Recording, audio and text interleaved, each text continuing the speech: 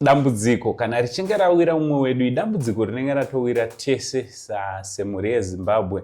Ndiko saka muchiona tichiti tikaita matambudziko tinodzoka nawo kwamuri nekuziva nekunzwisisa kuti tiri tega tigone.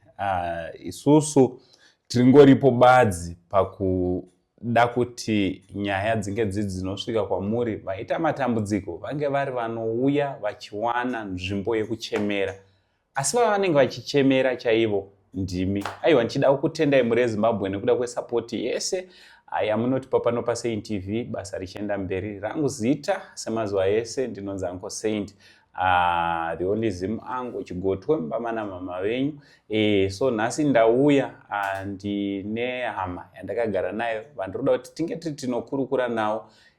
Ndakatanga kukurukura nawo mavhiki akapfuura ti one day kusvika pari nhasi vazokunda kunge vari vanosvika kuno kuNew Marimba vachibva kumarondera. Aiwa, imuchigarai pasi munzwe nyaya iri panapa. Kana tine nzira dzatinokwanisa kuvabatsira nadzo, ndakuchikumbirisa kuti tinge tinovabatsira nekuda kwedambudziko ravasangana naro.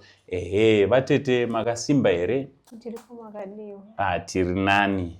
Chekutanga mhuri yeZimbabwe ingada kutanga kuziva kuti vatete munonzani, nemakore mangani uye munobva kupi? Zita rangu ndinonzi Linet Ndaruza.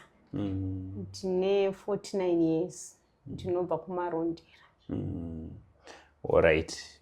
Dambudziko raita kuti munge muri munosvika pano nhasi dambudziko ripi? Dambudziko raita kuti ndiuye pano nhasi ndakabatwa cancer yemuchibereko. Alright. Ndiyo yaita kuti ndisvike pano. Alright. Mungatitsanangurira kuti makazviziva sei, makakwanisa kudiscover sei kuti nechirwere ichi?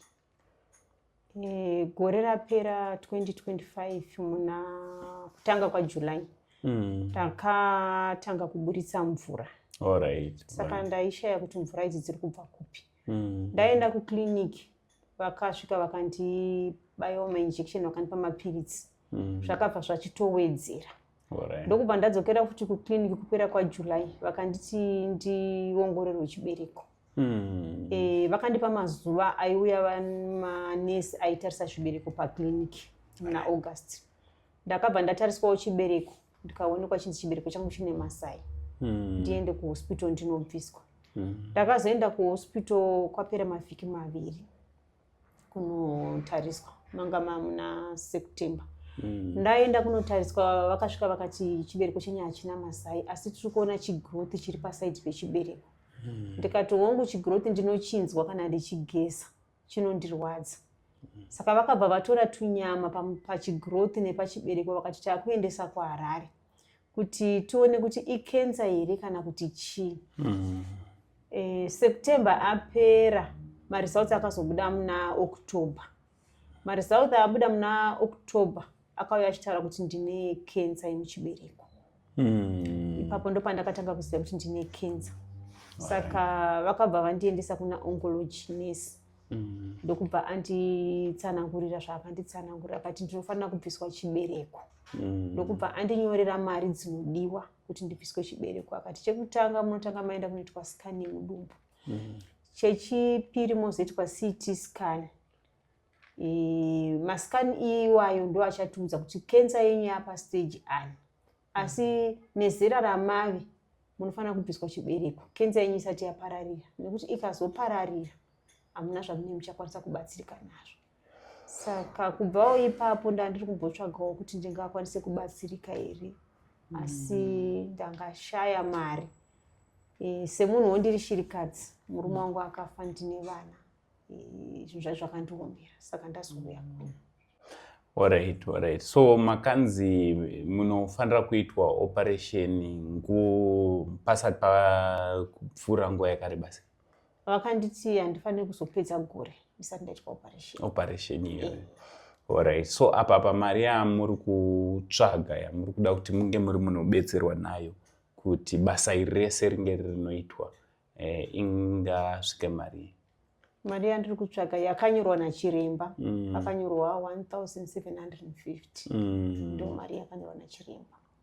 Alright. Yeah. Ndofunga tiri kungozvinzwira. So tongoti we are looking at 2000 USD because obviously kuti panorapwa munhu pane zvimwe zvakawanda zvinonyuka. Ndofunga mese munozvinzwisisa nekuzviziva kuti kana munhu achirapwa pane zvino nezvozvo zvinoerekana zvanyuka kuti munhu ange ari anorapwa.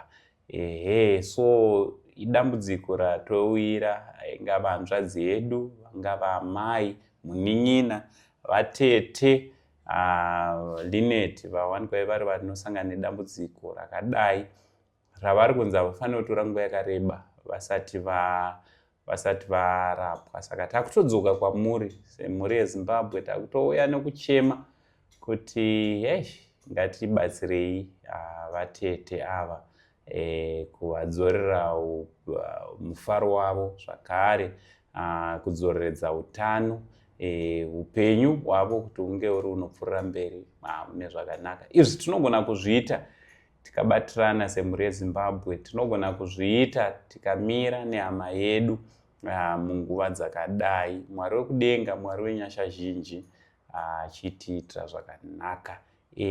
Phone number dzenyu dzinoti kudii kune vanoda kubatana nemi? Phone number dzangu dzinoti 0772 548 603. Alright, iyi house number yekumba pamunogara. Kune vamwe vanogona kuti toda kutosvika ikoko.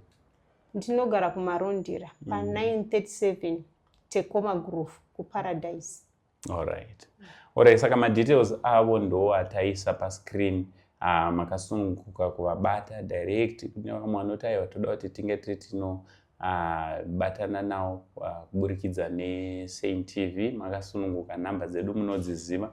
Ngatiitei chinhu chakanaka chinozofadzawo mweya yedu nemwoyo yedu.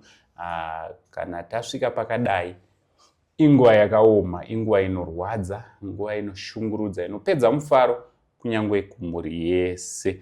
Aiwa, ndichitenda kuti Mwari wekudenga vachasunda mwoyo yenyu nemweya yenyu kuti munge muri munobatsira vatete vari panapa. Vatete, aiwa, tinotenda nekuuya kwamaita kuno, tichitenda kuti muchabatsirwa.